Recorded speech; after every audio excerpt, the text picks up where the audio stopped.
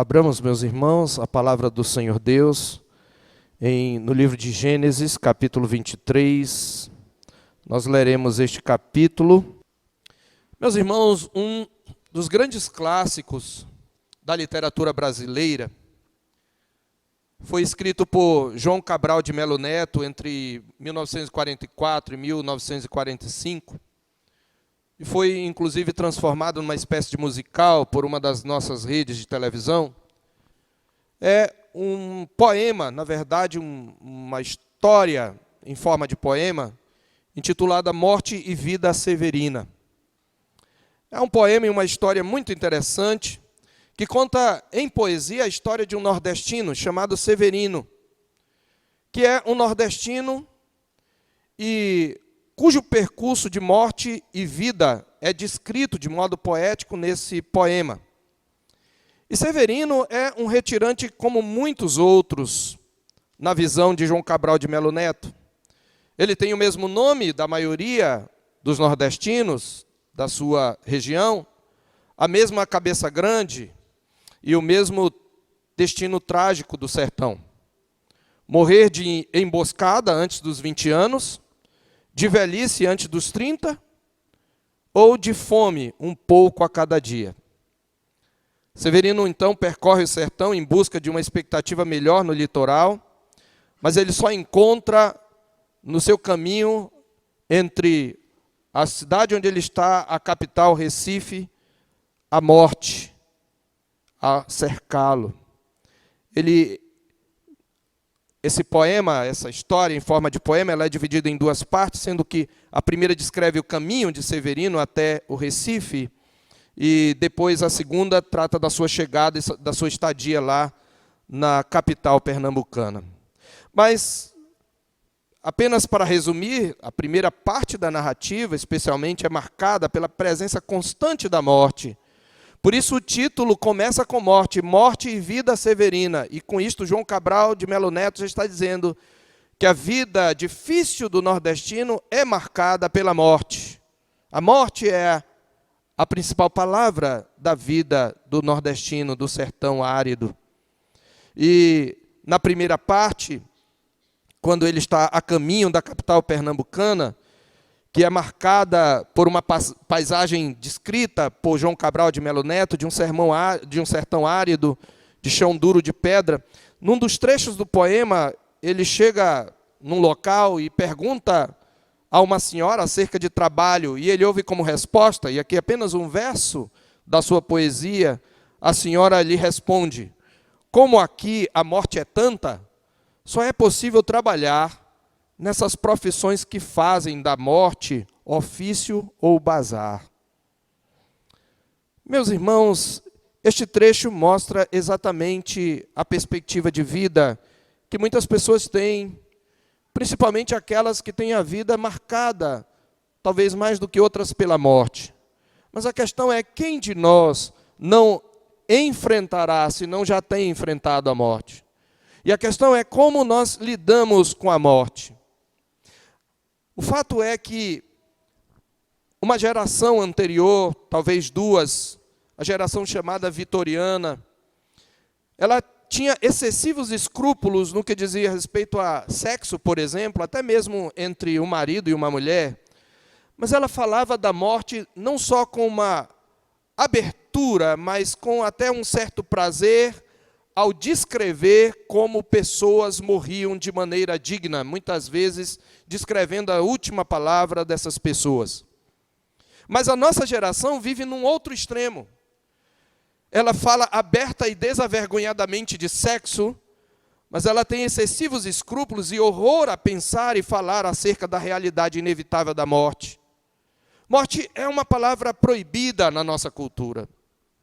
Mas nós devemos entender que o crente, aquele que está em Cristo, ele precisa não só entender que, como alguém que é um peregrino e que aguarda a promessa de uma vida eterna, ele deve não só aprender a viver, mas ele precisa aprender a morrer e aprender a lidar com a morte. Ele precisa lembrar que ainda que durante todos os dias nós sejamos entregues à morte, como ovelhas para o matadouro, como diz o apóstolo Paulo, como o mesmo apóstolo afirma, nós, no entanto, somos mais que vencedores, porque nós temos um Senhor que morreu por nós e nos deu a certeza de uma vida eterna em novos céus e nova terra, nos quais habita a justiça. Nós temos dificuldade em falar de morte. Até mesmo nós, crentes, como fruto, como filhos da nossa geração, temos muita dificuldade em falar em morte. A gente, mesmo sendo crente, quase bate na madeira, quando não amarra, tenta amarrar. Quando alguém fala de morte, nós temos muita dificuldade. Mas a questão é que nós deveríamos, como um certo puritano, que eu me esqueci o nome, mas citado por Lloyd Jones, nós deveríamos voltar àquela perspectiva que os antigos puritanos tinham, de que o crente precisa aprender a morrer bem, ao ponto de que nós possamos afirmar como a nossa gente morre bem. A vida cristã não consiste apenas em aprender a viver bem, mas em morrer bem. Para que o mundo veja a morte do crente e diga como Balaão dos filhos de Israel: ó, que eu morra a morte dos justos. Porque a questão não é como você vai morrer, ou de que você vai morrer, como será a sua morte, mas em que condição espiritual você estará quando você morrer. E se você morrer nos seus pecados, sem dúvida, isso será um momento de desespero. Mas se você morrer em Cristo, a morte será algo glorioso. E você poderá dizer com Paulo: para mim o morrer é Cristo. O viver é Cristo, desculpe, e o morrer é lucro. O texto da nossa meditação fala exatamente, irmãos, como o pai da fé enfrentou a realidade da morte. E não de qualquer pessoa, mas da sua amada companheira de jugo. Eles já tinham certamente passado das bodas de diamante, quando ela faleceu. E a forma como ele se comporta demonstra, de fato, a forma como um crente deve se comportar diante da morte. E aqui, claro, eu estou falando no contexto da morte do justo. E a fim de nós extrairmos o melhor que pudermos, nós devemos começar observando o contexto geral no qual este texto está inserido. E no segundo passo, algumas ênfases e peculiaridades do próprio texto. Porque um dado interessante que faz muitos pregadores passarem de largo por este capítulo é que a palavra Deus aí só existe uma vez. O nome de Deus não está aí, mas a presença de Deus, a providência de Deus, as promessas de Deus nos são reveladas neste texto, nas atitudes, sobretudo, do pai da fé, Abraão, que depois daquele grande teste agora se revela e se manifesta um crente maduro na fé. Quanto ao contexto geral, portanto, eu queria que nós observássemos que, conforme nós temos visto a história, ao longo da história de Abraão, as promessas de Deus, que começam lá no capítulo 12, elas giravam em torno de dois elementos. Deus lhe prometeu basicamente uma descendência numerosa, promessa esta que seria cumprida parcialmente no nascimento de um herdeiro. O tempo todo, desde o capítulo 12, o Senhor promete um herdeiro a Abraão. Em segundo lugar, Deus lhe promete dar a posse perpétua daquela terra, da terra da promessa, à descendência de Abraão. Então, um herdeiro e uma herança. Uma descendência e a posse da terra por essa descendência. E nós vimos então que dos capítulos 12 a 15, as provas do nosso pai envolveram principalmente a terra, enquanto que dos capítulos 16 a 22, elas giraram em torno do herdeiro ou da semente. Nós vimos isto, aqueles que têm acompanhado a exposição de Gênesis nos domingos à noite. E o contexto, no capítulo 21, nós tivemos então o cumprimento da promessa acerca do herdeiro, como uma espécie de primícia da promessa de uma grande nação e de uma descendência vinda de Abraão. E esse herdeiro, ele veio num contexto de total impossibilidade humana, seguindo Abraão aí já era velho, 100 anos, já nem ele mais podia gerar filhos. Sara, além de estéril a vida toda, agora ainda estava velha. Mas nasce um filho a Abraão na sua velhice. E logo em seguida, no capítulo 22, nós temos uma prova final, onde Abraão é chamado pelo Senhor, desafiado pelo Senhor a oferecer seu próprio filho. Então, enquanto que no capítulo 21 nós temos o cumprimento da promessa acerca do herdeiro, nesse capítulo 23, nós temos o cumprimento da promessa em relação à posse da terra. Já na primeira narrativa, quando Abraão é chamado, nós ficamos sabendo que a terra da promessa era habitada pelos cananeus, lá no capítulo 12, verso 6. E aquilo era um obstáculo. De modo que Abraão era um estrangeiro e peregrino, e como tal, para a cultura da época, ele não tinha nenhum direito de posse. Deus, no entanto, não apenas lhe prometera uma descendência, uma semente, mas também havia assegurado ao seu servo que daria à sua descendência aquela terra. No capítulo 12, verso 7, darei à tua descendência esta terra. E essa promessa da posse da terra, meus irmãos, ao longo do ciclo narrativo de Abraão, ela é reiterada várias vezes.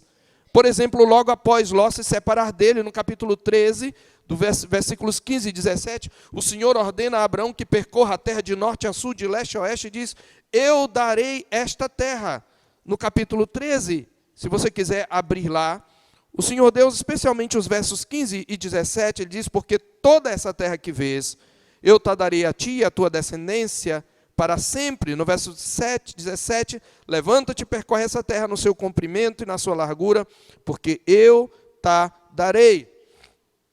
E um fato interessante é que uma palavra-chave do nosso texto é uma palavra que o Senhor já havia utilizado, que é a palavra posse. Abraão usa aí a palavra posse no capítulo 23 várias vezes. E a palavra posse é uma palavra-chave do nosso texto, mas também é uma das palavras-chave da promessa na terra. Por exemplo, no capítulo 15, no verso 7, nós encontramos o Senhor dizendo a Abraão, eu sou o Senhor que te tirei de Ur dos Caldeus para te dar por herança esta terra. A palavra herança é a mesma traduzida por posse no capítulo 23. O próprio verso 18, o Senhor diz, a tua descendência dei esta terra desde o rio do Egito até o grande rio Eufrates. E antes mesmo de instituir a circuncisão como selo da promessa, o Senhor promete no capítulo 17, se você quiser abrir lá só para conferir rapidamente, nos versos 9, 18 e 20, ele diz, dar-te-ei e a tua descendência toda a terra de Canaã, no verso 8, em possessão perpétua e serei o seu Deus. Essa palavra possessão é a mesma traduzida por posse no capítulo 23. Eu quero trazer aqui algumas ênfases e peculiaridades do texto. A primeira delas é que a morte, no capítulo 3, verso 9, você vai ouvir o que Abraão fala no verso 4. Ele diz, dai-me a posse de sepultura. Depois no verso 9, ele diz, eu peço que ele me dê a caverna, que me dê pelo devido preço em posse de sepultura. E depois no verso 20, concluindo, e assim Abraão se confirmou o direito do campo em posse de sepultura. As palavras que o Senhor tinha falado no capítulo 15, no versículo 7, eu darei em possessão esta terra, é o que Abraão está reivindicando aqui, pedindo dos filhos de Het. E quando nós adentramos a narrativa, nós vemos nós vemos algumas peculiaridades que são importantes para entendermos como Abraão ele enfrenta a morte da sua amada. A primeira delas é que a morte de Sara é mencionada de maneira resumida nos versos 1 e 2. Mas o seu sepultamento ocupa quase todo o enredo e em um ritmo lento, chamando a nossa atenção para as negociações envolvendo essa sepultura. Aliás, a sombra da morte permeia todo o texto, sendo este o problema com o qual Abraão tem de lidar. As expressões, observe que pelo menos 8 vezes as expressões minha morta, tua morta, sua morta, ocorrem 8 vezes. Nos versículos 3, 4 e 6. E o verbo sepultar ocorre mais também 8 vezes. E o substantivo sepultura ocorre mais 5 vezes.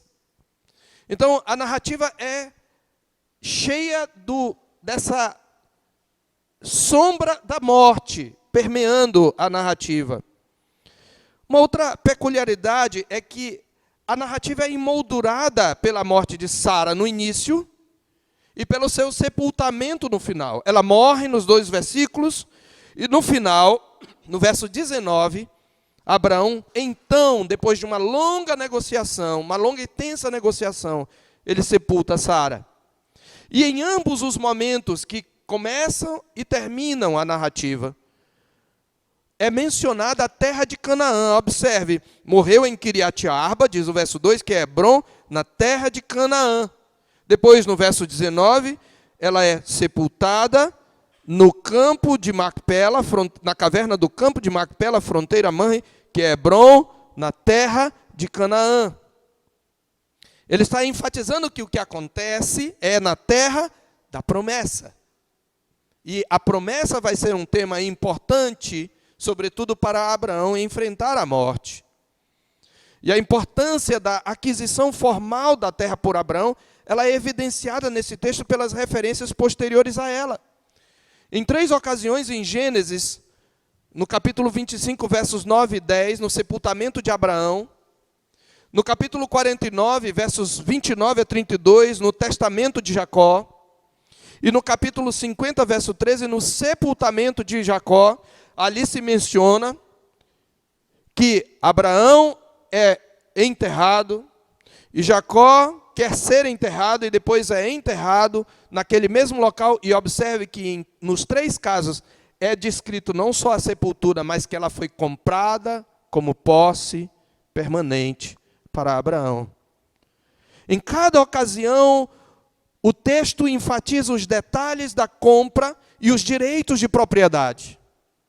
E, finalmente,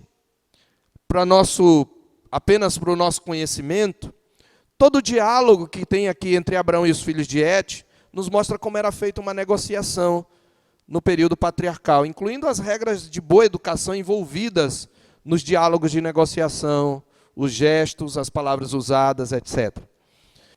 Como é que Abraão enfrenta a morte? Como devemos enfrentar a morte? Morte é um tema que poucos gostam de falar. Mas aqui nós vemos um servo de Deus, ele está peregrinando, ele está alegremente acolhendo as promessas, ele já teve o cumprimento da promessa na geração de um filho, mas então a morte vem e parece zombar de tudo. O que Abraão vai fazer? Deus lhe disse que daria à sua descendência uma possessão, uma terra. Deus lhe prometeu uma cidade que tem fundamentos. Mas agora ele está diante da face dura e fria e inevitável da morte. Face essa que todos nós vamos enfrentar. Como é que ele lida com isto? Então, na primeira cena que nós vemos, o que nós vemos Abraão fazendo é celebrar. Na verdade, a celebração vem do próprio narrador. Quando descreve a morte, o narrador a descreve celebrando a vida. Isso é interessante.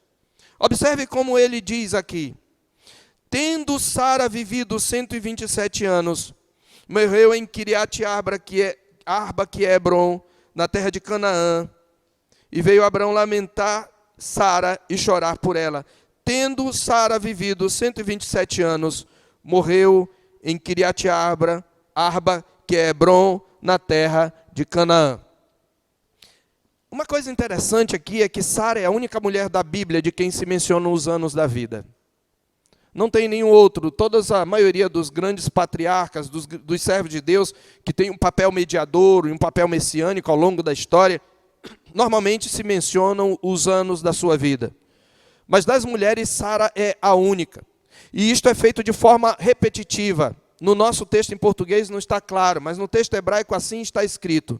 E foi a vida de Sara 127 anos. Estes foram os anos da vida de Sara. E morreu em Hebron. De certa maneira, queridos, nós podemos dizer que isto é um tipo de celebração da vida dessa matriarca. E é também um destaque a sua importância como uma grande mãe em Israel.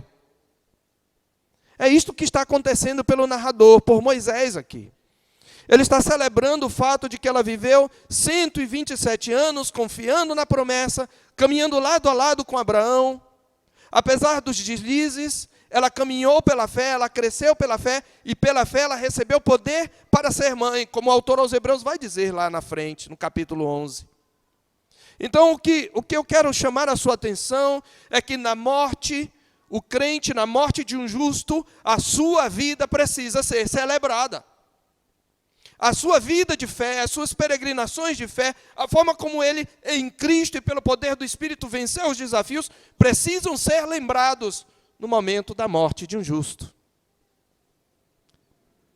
E de certa maneira, nós podemos então dizer que, se não vemos Abraão fazendo isso, mas o narrador diz isso, Sara, foi a vida de Sara, 127 anos. Estes foram os anos da vida de Sara. A vida é celebrada, é lembrada no momento da morte. Ela foi a companheira de Abraão.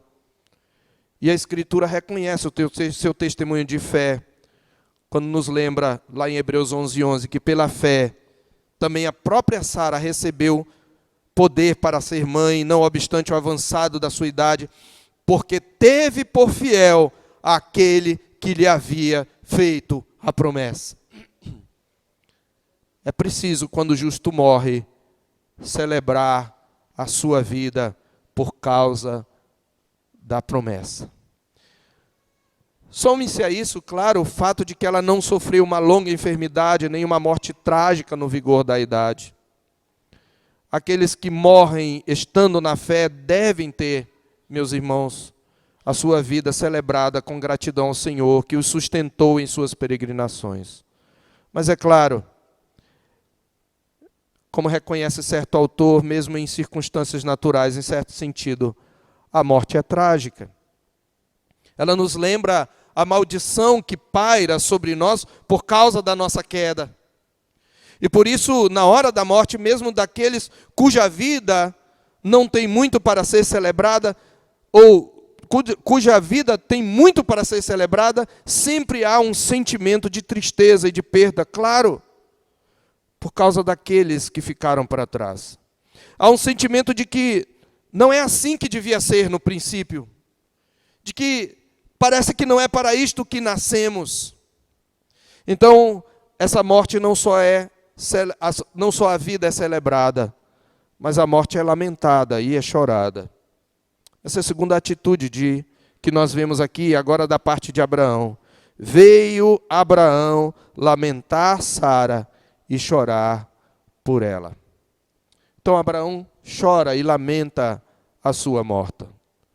Na cultura do Antigo Oriente, o lamento, quando ele diz que ele veio chorar, lamentar e chorar, ele aponta possivelmente para um rito cerimonial, cultural, que envolvia não só o choro em voz alta, havia um choro em voz alta, mas também era costume se vestir panos de saco, desgrenhar, assanhar os cabelos, jogar cinzas sobre a cabeça e até jejuar. Isso era muito comum no Antigo Oriente. E isso provavelmente foi o que Abraão fez.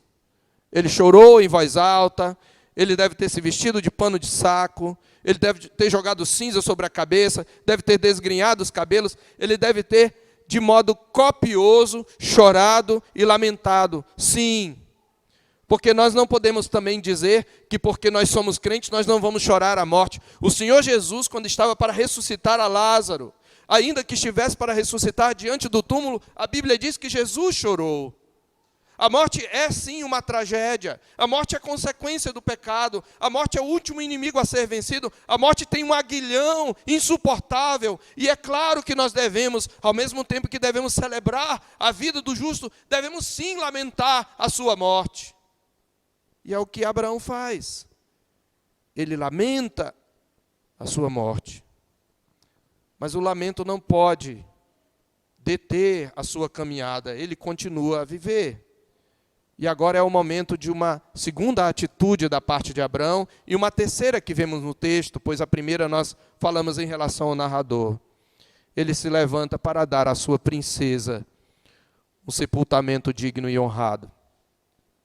Lembra Sara? O nome Sara significa princesa. E diz que levantou-se depois Abraão da presença de sua morta, e falou aos filhos de Et: sou estrangeiro e morador entre vós, dai-me a posse de sepultura convosco, para que eu sepulte a minha morta, para que eu dê a devida honra. Esta é uma outra atitude que nós devemos ter para com os mortos. Nós precisamos dar aos mortos a devida honra. O nosso princípio de liturgia, no capítulo 10, artigo 22, diz que o corpo humano, mesmo após a morte, deve ser tratado com respeito e com decência. Ainda que não devamos orar pelos mortos, ainda que não devamos venerar os mortos, e eu acrescento ainda que no ofício fúnebre não devamos enfatizar tanto a celebração da vida do morto, que nos esqueçamos do Senhor do morto e do Cristo, que fez a sua vida fazer sentido. Nós devemos honrar os mortos, e é o que ele tenta fazer. Então, nessa primeira cena, nós vemos então a celebração na morte, nós temos a celebração da vida e da peregrinação de fé do justo, nós temos o lamento pela morte do justo, e nós temos a honra que é dada ao morto no seu momento de sepultamento. Veja, Abraão é um peregrino. Ele não tem nenhum pedaço de terra. Ele não tem nenhum título definitivo. Ele não tinha direitos. Aliás, naquela cultura era quase impossível que ele tivesse direitos, porque ele não é dali. Lembra? Ele é de Ur dos Caldeus, passou um tempo em Harã, e ele mesmo já começa com os filhos de Et reconhecendo que ele não tem direitos entre eles. Eu sou estrangeiro e morador entre vós. E aí ele então lhes faz uma proposta bem ousada. E nessa proposta ousada nós vemos então um segundo ponto que eu gostaria de enfatizar no que diz respeito a como nós devemos lidar com a morte. Então, primeiro, celebrando a vida daqueles que perdemos, sobretudo do justo, lamentando e honrando-o na hora da sua morte. Mas uma outra coisa que ele faz é persistir diante da face dura da morte. Ele persiste em confiar na promessa. Então, diante da morte, sobretudo de um justo, nós precisamos aprender a persistir em confiar na promessa, porque quando a morte lembra o nosso fim, ela traz para nós, normalmente, um sentimento de quase desespero, porque nós estamos diante da nossa fraqueza. Não é à toa que Salomão, no seu livro em Eclesiastes, ele diz no capítulo 7 que melhor é o dia da morte do que o nascimento, porque ali é melhor ir à casa onde há luto do que a casa onde há festa, porque ali, na casa onde há luto, se dá com o fim de todos os mortais, e que os vivos o tomem em consideração. Nós não podemos fugir à morte. E a morte de um justo é um bom momento para nós fortalecermos nossa confiança na promessa. Nós lamentamos o fim trágico que o pecado nos legou. Nós lamentamos a sentença que paira sobre nós por causa da queda. Mas nós precisamos, neste momento também, se somos crentes, fortalecer a nossa confiança na promessa, que vai nos fazer olhar para a morte, não como a última palavra, mas como uma passagem para a plena fruição das promessas de Deus. Como é que nós vemos essa persistência em confiar na promessa? Quando você olha toda a negociação que ocupa o enredo na narrativa, você vai ver como Abraão estava disposto a confiar no Senhor. Primeiro, ele faz uma proposta ousada. Essa é a primeira coisa que Abraão faz no verso 4. Dar à sua morta a honra devida constituía-se um grande problema para ele, porque, como eu falei, ele era um estrangeiro e peregrino, e como tal ele não tinha direito de adquirir um lote em possessão permanente. O máximo que ele poderia conseguir naquela cultura seria uma sepultura cananeia emprestada. Mas isso significaria submeter o corpo da sua amada a uma futura profanação, pois eles poderiam tirar o corpo a qualquer momento, e relegaria também sua memória ao esquecimento. E este fato exatamente estabelece o ponto que desencadeia o conflito na narrativa. Ele está com uma morta, e ele precisa sepultá-la, e ele não tem nenhuma propriedade, ele não tem nenhum título definitivo de propriedade. Onde ele vai enterrar? Numa sepultura emprestada? Este é o ponto aqui. E, no entanto, o que nós vimos aqui é que, esperando contra a esperança, Abraão propõe a compra de um terreno em possessão perpétua. Sou estrangeiro e morador entre vós. Em outras palavras, não tenho direitos de propriedade. Mas logo em seguida, dai-me a posse de sepultura convosco, para que eu sepulte a minha morta. Abraão está propondo uma compra. O verbo dar aqui faz parte da etiqueta, das regras da boa educação. Dar é um eufemismo para vender, utilizado nas negociações como um sinal de boa educação. Mas se Abraão reconhece que é estrangeiro e peregrino, a palavra estrangeiro e morador, aqui é morador temporário, portanto um peregrino, por que ele deseja um título definitivo? Essa é uma pergunta que deveríamos fazer.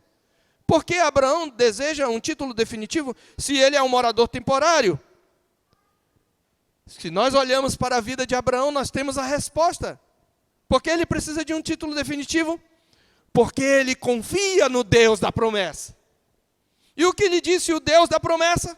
Dar-te-ei e a tua descendência a terra das tuas peregrinações, toda a terra de Canaã em possessão perpétua, e serei o seu Deus. O que ele está fazendo é uma ousada proposta que demonstra a confiança de que aquela terra será sua. Esta é a confiança. Mas ele não só faz uma proposta ousada. Em segundo lugar, ele persiste nessa proposta inusitada, que não era muito costumeira naquela cultura. Nos versos 5 a 9. Veja como os heteus respondem. Eles respondem muito educadamente, com muita cortesia, e fazem até uma proposta generosa. Primeiro, eles reconhecem a nobreza de caráter de Abraão e a sua piedade. Ouve-nos, Senhor. Verso 6. Tu és príncipe de Deus entre nós. É a única vez que o nome Deus está aí, está na boca de um pagão. E não devemos menosprezar isto. Eles estão reconhecendo em Abraão alguém especial. Ainda que isto não significa necessariamente que eles criam, não significa que eles criam no Deus de Abraão, mas eles sabiam que ele era alguém especial. Ele também era um nobre, era um homem de posse. E por isso eles, depois de reconhecer sua nobreza de caráter, eles oferecem as melhores sepulturas. Veja, sepulta numa das nossas melhores sepulturas a tua morta. Nenhum de nós te vedará a sua sepultura para sepultares a tua morta. Só que eles não usam a palavra posse de sepultura. E aqui está o ponto. Mesmo sendo educados e generosos, eles destacam educadamente que a sepultura só poderia ser emprestada. Olha, a gente pode emprestar, seria mais ou menos isso que eles estão dizendo. Mas isto não é suficiente para aquele que aprendeu a confiar na promessa. E Abraão faz o quê? Segundo as regras da boa educação, ele se levanta e ele se inclina diante dos filhos da terra, dos filhos de Et, e propõe novamente a compra de um título definitivo. Olha o que ele diz, verso 7. Então se levantou Abraão e se inclinou diante do povo da terra, diante dos filhos de Et, e lhes falou, dizendo: se é do vosso agrado que eu sepulte a minha morta, ouvi-me e intercedei por mim junto a Efrom, filho de Zoar, para que ele me dê a caverna de Macpela, que tem no extremo do seu campo, que me dê pelo devido preço. Eu não quero emprestado, eu quero comprar em posse de sepultura. Eu quero um título definitivo, com escritura pública. É isso que ele está dizendo, educadamente, com humildade, com educação, que ele madê. Então, veja, Abraão então propõe a compra desse terreno. Ele já até havia escolhido, percebe-se que ele já havia escolhido um lugar que seria inclusive menos difícil de negociar, porque fica na parte final do campo, no extremo do campo. Portanto, não iria atrapalhar Efron de plantar. Ele queria só a caverna. De início, ele propõe comprar apenas a caverna. Observe que sua persistente proposta consiste de dois itens. Primeiro, que lhe fosse vendida a propriedade, que madê pelo devido preço e não apenas emprestada. E segundo, que lhe fosse garantida a propriedade em posse de sepultura, isto é, com título definitivo. Por que Abraão insiste, mais uma vez perguntamos, numa proposta tão inusitada, numa cultura que valorizava a propriedade como bem permanente e importante para a sobrevivência da tribo? Porque ele confia no Deus Todo-Poderoso, para quem não há coisa demasiado difícil. Ele já teve dificuldade maior. Você lembra? Lá no capítulo 18, verso 14, quando o Senhor disse, daqui a 1 ano eu virei a Sara, e ela terá um filho, e Sara se ri. O que é que o Senhor diz? Por que Sara se riu? Acaso há para Deus coisa demasiado difícil? O que ele está fazendo aqui é alguma coisa quase impossível, mas não é tão impossível quanto nascer um filho aos 100 anos, gerar um filho aos 100 anos, de uma mulher estéril. Então ele confia no Deus, para quem não há coisa demasiado difícil. No passado, ele já havia se rido das promessas. No capítulo 17, verso 17, quando o Senhor lhe promete ter um filho, ele diz, de Sara, ele diz, Oxalá vive Ismael diante de ti. Ele se riu, dizendo, a um homem de 100 anos haverá de nascer um filho. Sara também já havia se rido no passado, no capítulo 18, verso 12, como eu já falei. Mas eles já haviam aprendido a lição. Com o nascimento de Isaque, eles viram que para Deus não haverá impossíveis em todas as suas promessas. Por isso, ele persiste na oferta inusitada. Em terceiro lugar, ele demonstra sua confiança na promessa mesmo diante da morte. Porque ele se dispõe a pagar um preço dispendioso. É outra atitude de Abraão que nós vimos a sua confiança. Ele não só persiste, mas ele se dispõe a pagar um preço dispendioso por aquela terra. Veja aí, a partir do versículo 10, que Efron, o Eteu, senta-se no meio dos filhos de Et. Você vê que estão na porta da cidade. A porta da cidade era uma espécie de centro cívico, como a gente já observou em várias mensagens. Ali você tem a Câmara Legislativa, Executiva e Judiciária, e o cartório, e o mercado, tudo era feito ali na porta da cidade, à porta da cidade. E o que nós vemos aqui é Efron, o proprietário da caverna, ele se revela um hábil e um esperto negociador. Ele vai ao cartório, e a primeira coisa que ele faz é aumentar a oferta do que Abraão queria. Ele oferece mais do que Abraão pediu. A sua proposta inclui o campo onde a caverna está. Observe o verso 11. De modo nenhum, meu senhor, ouve-me. Dou-te, olha o eufemismo aí, dou-te, né? Dou-te o campo e também a caverna que nele está. Na presença dos filhos do meu povo te dou, sepulta a tua morta. Não te dou só a caverna, não. Eu te dou também o campo. Mas ele está, na verdade, usando aqui de habilidade de um negociador. Porque dispor de uma tão generosa oferta sem o devido preço, continua significando um empréstimo. Então, o que Efron está aqui aguardando é a reação de Abraão, que lhe pede que proponha o seu preço nos versos 12 e 13. Abraão se inclina de novo, num sinal de educação e humildade diante do povo da terra, e fala a Efron, e o narrador sempre enfatiza, na presença do povo da terra, na presença do povo da terra. E ele diz, mas se você concorda, eu quero que você me ouça. Eu vou dar o preço do campo, toma-o de mim, e eu sepultarei ali a minha morta. a estratégia de Efron deu certo. Abraão está dizendo, quanto é? É isso que ele está dizendo da forma mais educada, dando muita volta. Quanto é? Me diz quanto é. E aí olha como Efron, do modo tão despretensioso, falou, meu senhor, terreno que vale 400 ciclos de prata, que é isso entre mim e ti? Sepulta a tua morta. Essa é a forma de dizer quanto custa o terreno, entendeu? É uma forma bem educada de dar uma facada, porque o que ele deu aqui foi uma facada em Abraão. Esse valor é superfaturado. 400 quilos de prata equivalia a 45 quilos. A prata pesada, como se diz no verso 16, era a moeda corrente entre os mercadores. Mas só para a gente ter uma ideia do preço exorbitante, um trabalhador ou artesão, na antiguidade, ele, com todo o seu trabalho, ele ganharia 10 ciclos de prata por ano.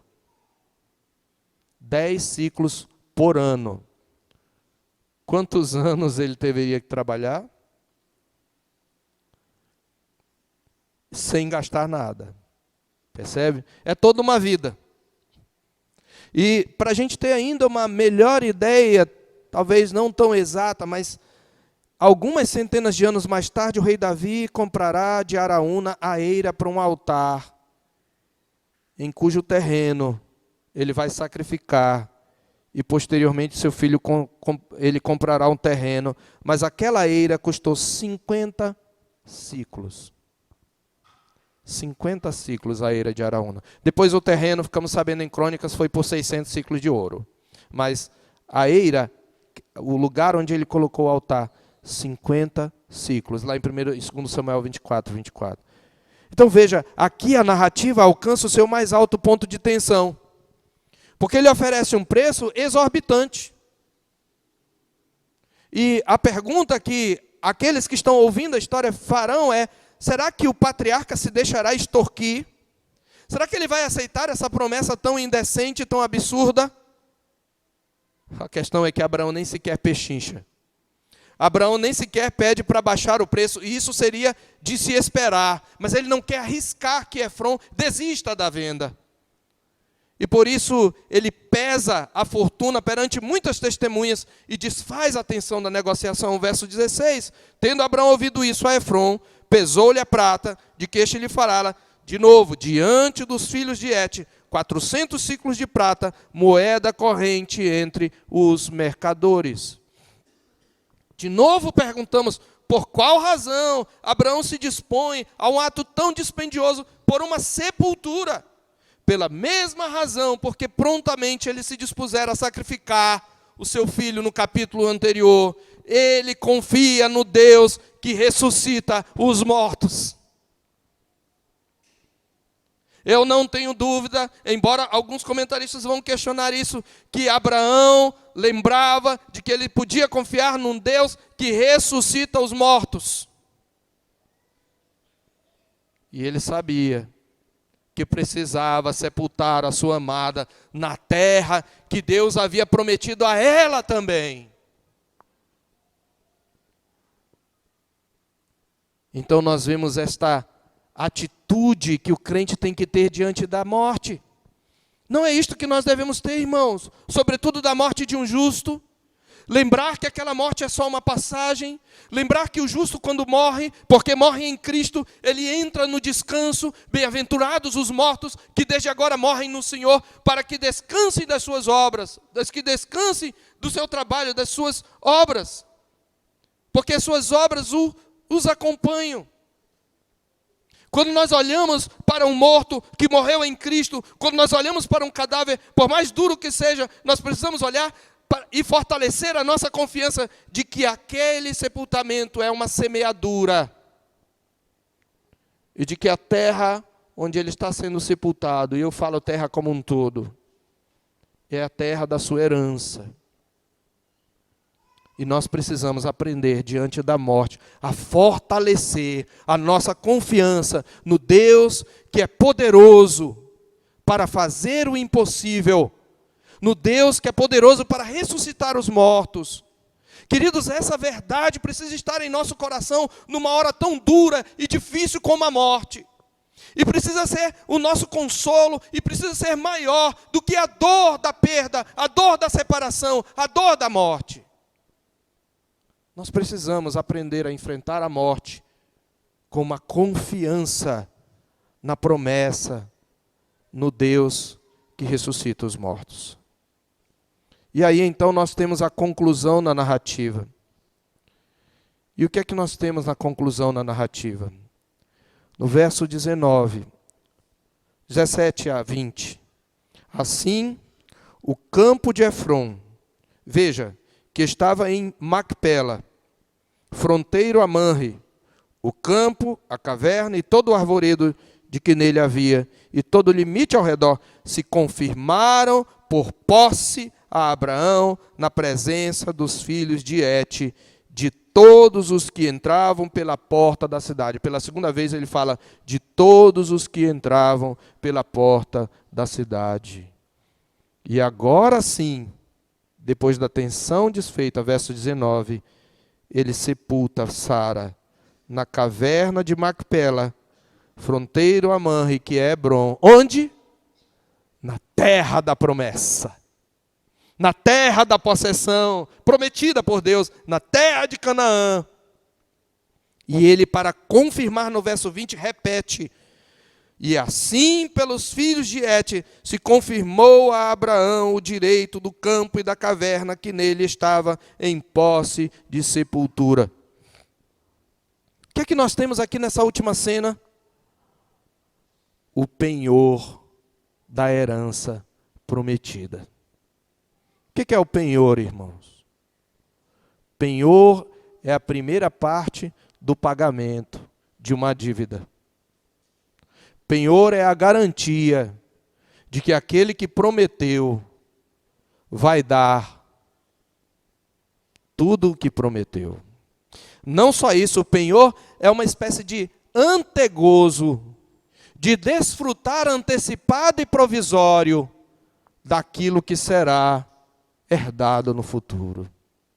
Veja que nesses versos 17 a 20, um elemento de penhor, de garantia legal, perpassa o nosso texto sendo reforçado no final. Olha só, primeiro Moisés enfatiza a natureza formal, pública e definitiva da compra. Como? A negociação ocorre à porta da cidade, perante muitas testemunhas. Vamos recapitular o nosso texto rapidamente, verso 7. Então se levantou Abraão e se inclinou diante do povo da terra, diante dos filhos de Et. Verso 10.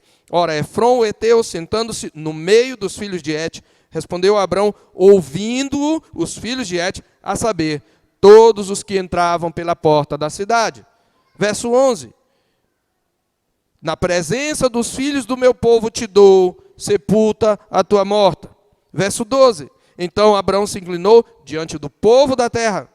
Verso 13, falou a Efron na presença do povo da terra. Verso 16, tendo Abraão ouvido isto, pesou a prata diante dos filhos de Et. Veja, por duas vezes se menciona a porta da cidade, que era o fórum de toda a negociação, e duas vezes se faz um registro detalhado, característico de uma escritura pública. Nós temos aqui um documento antigo de escritura pública de compra e venda. Observe aí nos versos 17, 18 e 20, que são mencionados o vendedor, o comprador, a localização e os limites do imóvel e as testemunhas da transação. Veja, e assim o campo de Efron, que estava em Macpela, localização, fronteira a Manre, dimensões, o campo, a caverna e todo o arvoredo que nele havia, e todo o limite em redor, se confirmaram por posse a Abraão. O vendedor, verso 17, é Efron, o comprador é Abraão, e no verso 20, de novo, se confirmou a Abraão o direito do campo e da caverna que nele estava em posse de sepultura. Tudo isto reforça a natureza pública das negociações e o consequente direito adquirido de Abraão sobre a terra. Agora ele é proprietário legal da primeira porção da terra da promessa. Cumpre-se o segundo elemento. O primeiro elemento se cumpriu no capítulo 21. Isaac nasceu. Agora, uma outra coisa impossível acontece. Ele tem a primeira porção de terra. E como eu já observei ao analisar a estrutura da narrativa, o texto começou informando que Sara, no verso 2, morreu na terra de Canaã. E termina declarando que ela foi sepultada na terra de Canaã.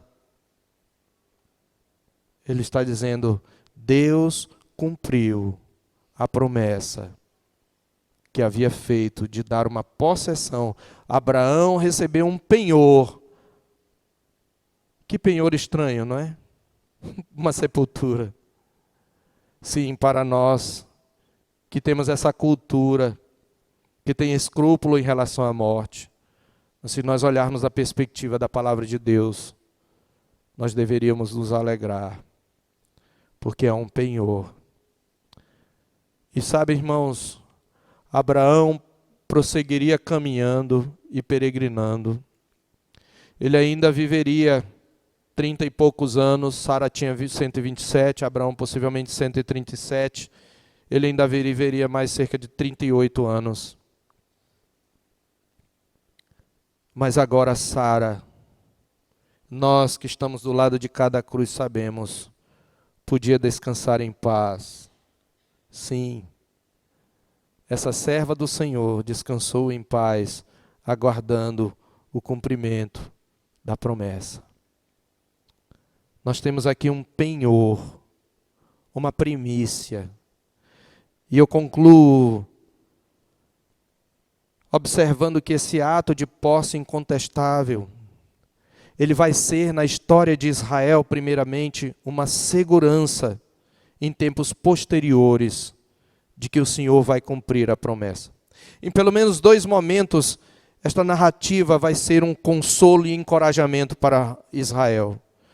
Num primeiro momento, para o primeiro público que ouve essa história de Moisés, quando da conquista da terra, ao ouvir a história da compra de sepultura de Sara, Israel saberia que poderia descansar nas promessas do Senhor, de que lhes daria a terra de Canaã. Eles não precisariam temer os inimigos.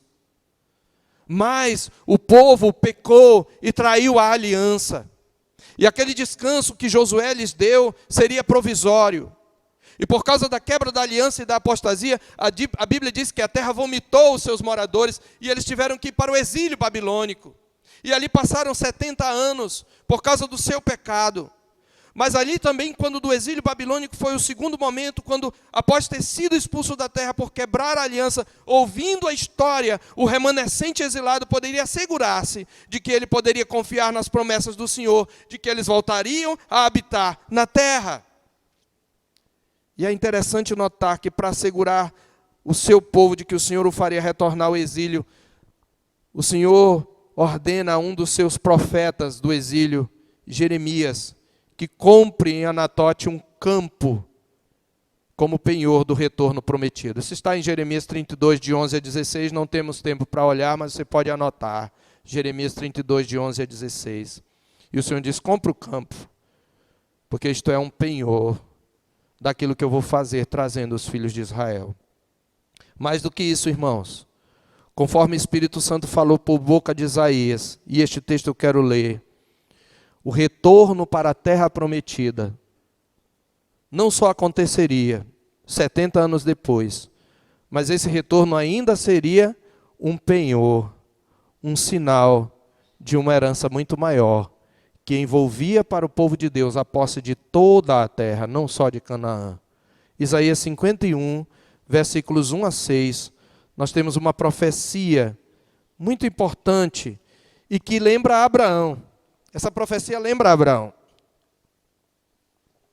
O capítulo 51, verso 1 diz, ouvi-me vós os que procurais a justiça, os que buscais o Senhor, olhai para a rocha de que fostes cortados, e para a caverna do poço de que fostes cavados. Olhai para quem?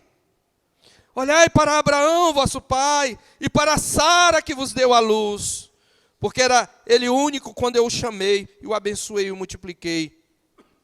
Porque o Senhor tem piedade de Sião, terá piedade de todos os lugares assolados dela. e fará o seu deserto como Éden, e a sua solidão como o jardim do Senhor. Regozijo e alegria se acharão nela, ações de graças e som de música. Atendei-me, povo meu, e escutai-me, nação minha, porque de mim sairá a lei, e estabelecerei o meu direito como luz dos povos. Perto está a minha justiça, aparece a minha salvação. Os meus braços dominarão os povos. As terras do mar me aguardam, e do meu braço esperam. Levantai os olhos para os céus, olhai para a terra embaixo, porque os céus desaparecerão como a fumaça, e a terra envelhecerá como um vestido, e os seus moradores morrerão como mosquitos, mas a minha salvação durará para sempre, e a minha justiça não será anulada.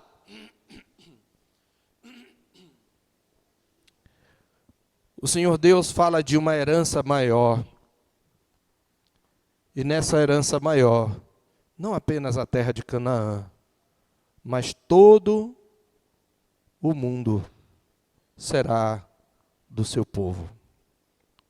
É nessa perspectiva que no Salmo 2, verso 8, o Senhor fala ao seu Messias, e não é para você em primeiro lugar. Sim, nós somos co-herdeiros, mas em primeiro lugar é para o Messias que ele fala no capítulo 2, verso 8, pede-me e te darei as nações por herança, e as extremidades da terra por tua possessão.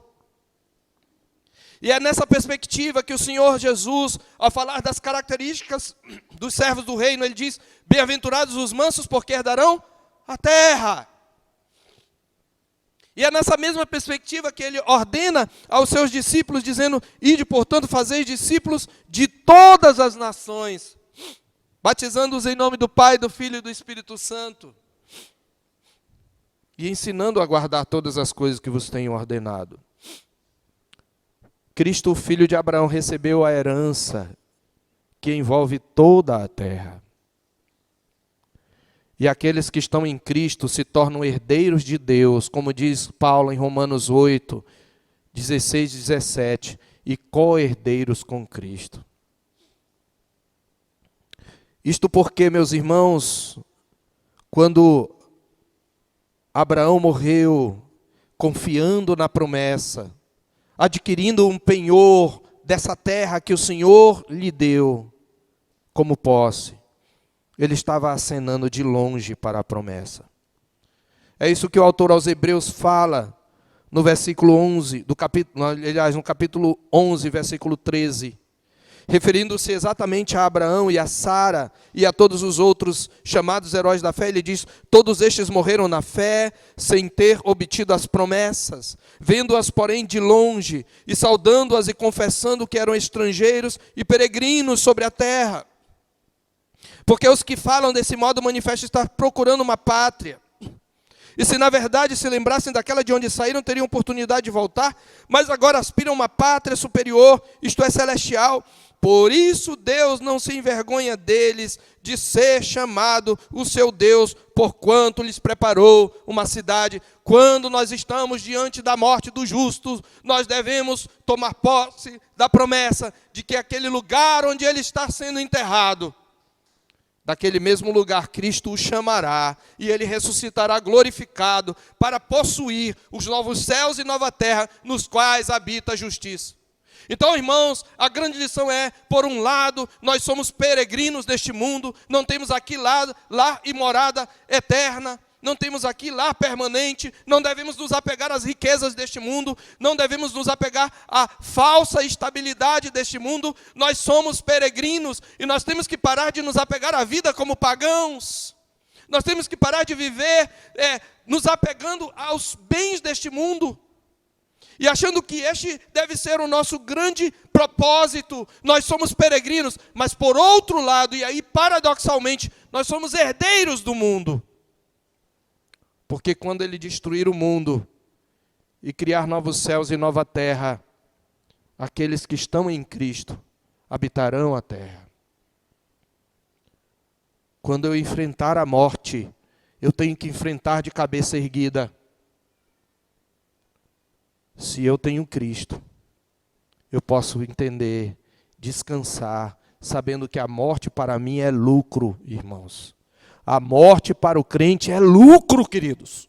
É lucro, porque ela me põe de imediato na presença do meu Senhor. E é ainda um gozo provisório. Por quê? Porque meu corpo ainda está dormindo. Não a minha alma. A minha alma está consciente, mas o meu corpo está dormindo. E um dia despertará glorificado, porque eu fui feito para ser corpo e espírito. E eu preciso ter isso. Como é, querido, que você vai enfrentar a morte? Você já pensou nisso? Como é que você vai enfrentar o dia da sua morte? Como você vai enfrentar a morte dos seus entes queridos? Nós precisamos aprender a meditar na morte. Mas por que eu falei morte e vida peregrina? Enquanto João Cabral de Melo Neto fala no sentido de que a vida se caracteriza pela morte, eu usei morte em primeiro lugar, apenas para dizer que a morte não é a última palavra. E amado, se você é crente em Cristo, você já tem o penhor. Porque a palavra de Deus diz em Efésios 1, se não me engano a partir do verso 13, que nós, tendo nele, em Cristo também crido, nós fomos selados com o Santo Espírito da promessa, o qual é o penhor, é a garantia, é o antegozo da nossa herança até o resgate da propriedade. Nós também temos um penhor muito mais seguro do que uma caverna. Nós temos o Espírito Santo, Deus habitando em nós, e esse Espírito nos dá um antegozo. Ele testifica com o nosso Espírito que somos filhos de Deus. Ele dirige os nossos olhos para a esperança eterna, para as bênçãos eternas, para a herança sem mácula que nos aguarda. Ele nos dirige para Cristo, as primícias do que dormem. Amados, aprendamos a enfrentar a morte. Aprendamos a deixar de olhar para a morte como a última palavra. Olhemos a morte como uma bem-aventurança para o crente, ainda que trágica, porque consequência do pecado. E aprendamos a meditar sobre a morte. Eu quero propor isto para você. Que doravante nas suas meditações sobre a vida você inclua a morte. Para que olhando para você, os ímpios possam dizer, ó, que eu morra a morte dos justos, porque um dia você vai morrer. Você vai morrer, queridos. Só se Jesus vier antes, mas senão você vai morrer. E a questão não é de que você vai morrer, mas se você vai morrer nos seus pecados, ou se você vai morrer em Cristo. E se você não tem Cristo, e você não sabe o dia da sua morte, é tempo de correr para Cristo. Mas se você tem Cristo, que você aprenda a morrer bem. E que você morra olhando para aquele que cumpriu a promessa. Cristo, que já venceu a morte, sendo Ele as primícias dos que dormem. Oremos ao Senhor. Peçamos a Ele que aplique a sua palavra ao nosso coração. Deus, nós queremos louvar o Teu nome pela Tua palavra que é, Senhor Deus, viva e eficaz. É verdade, Senhor, que nós temos dificuldade em refletir sobre a morte. Nós temos, Senhor, dificuldades em pensar sobre ela como uma realidade que mesmo trágica pode ser, por causa da bendita esperança, também uma experiência gloriosa. Ó Deus, ajuda-nos a ter no coração a esperança que o Senhor colocou no coração de Abraão ao sepultar a sua morta, demonstrada na forma como, de maneira ousada, persistente e até dispendiosa, ele negociou o primeiro quinhão de terra para desfrutar do cumprimento, ainda que provisório, ainda que inaugural, da promessa de uma terra. A nós nos foi deixada, Senhor, a promessa da herança de novos céus e nova terra. E Cristo já veio e morreu e ressuscitou, vencendo a morte, inaugurando a nova criação. E Ele prometeu que um dia virá, que Ele nos dará novos céus e nova terra. Ó Deus, ajuda-nos a, diante dessas promessas, nos desapegar das coisas deste mundo. Parar de viver aqui fazendo planos, apenas pensando nessa vida. Ajuda-nos, ó Deus, liberta-nos dessa filosofia da vida como um trem-bala, que muitas vezes muitos de nós cantam esta música. Que possamos pensar na morte e diante da morte numa vida peregrina. E possamos ser desprendidos, que possamos, Senhor Deus, como o teu servo, C.S. Lewis, quando pensar na morte, dizer: a coisa mais doce em toda a minha vida tem sido o anseio de chegar à montanha, de encontrar o lugar de onde veio toda a beleza, o meu país, o lugar de onde eu deveria ter nascido. Acha que não significava nada tudo isso, todo esse desejo, essa saudade de casa? Na verdade, a sensação não é de estar indo, mas voltando. Que esta seja a nossa atitude diante da morte. E aqueles que estão aqui, que não estão preparados para a morte porque ainda estão nos seus pecados, que sejam pelo teu Espírito compungidos e constrangidos a se arrepender dos pecados e a correr para Cristo e a confessá-lo como Senhor e a entregar sua vida a Ele, para que tenham a mesma certeza, a fim de que diante da morte possam, ainda que chorando e lamentando, confiar na promessa. Em nome de Jesus nós oramos e agradecemos. Amém.